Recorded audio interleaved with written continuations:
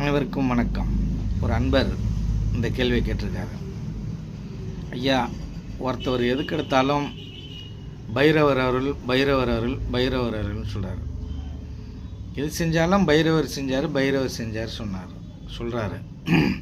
அவங்க வீட்டில் ஒரு மரண சம்பவம் நடக்குது, அதுக்கு பைரவர் அருள்னு சொல்லுவாரா? அவன் பையனோ இல்லை பொண்டாட்டியோ செத்துடுறாங்க, அதுக்கும் பைரவர் அருள்னு சொல்லுவாரா?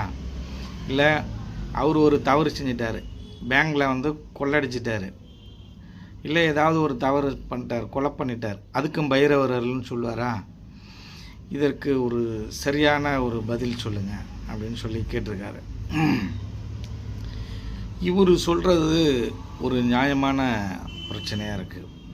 எதுக்கறுத்தாலுமே நிறைய பேர் எல்லாம் என்ன சொல்கிறாங்க அப்படின்னா, எல்லாம் இறைவன் அருள், எல்லாம் அவன் செயல் அப்படின்னு சொல்லுவாங்க. சரி, எல்லாமே அவன் செயல்னா அப்போ மனிதனோட செயல் இங்கே என்ன தான் இருக்குது? அப்போ மிருகங்களோட செயல் என்ன தான் இருக்குது? உயிரினங்களோட செயல் என்ன தான் இருக்குது? எல்லாமே கடவுள் செய்கிறாருன்னா இப்போ கொலை கொள்ளை நிறைய விஷயங்கள் நடக்குது, எல்லாம் அவன் செயல்னா இதெல்லாம் யார் செயல் அப்படின்னு ஒரு கேள்வி நமக்குள்ளே வரும். அப்படி வந்தால்தான் அது அறிவு, பகுத்தறிவு, அதுதான் விழிப்புணர்வு. ஆன்மீகத்தை பற்றி விழிப்புணர்வு, நம்மை பற்றிய விழிப்புணர்வு. பொதுமக்களை இது எல்லாம் முட்டாளாக்குவது. தென்னாடுடைய சிவனே போற்றி அப்படின்னு சொல்கிறது. ஏதாவது ஒரு ஆன்மீகத்தில் இருக்கிறவங்க ஏதாவது ஒரு வாசகத்தை சொல்வது.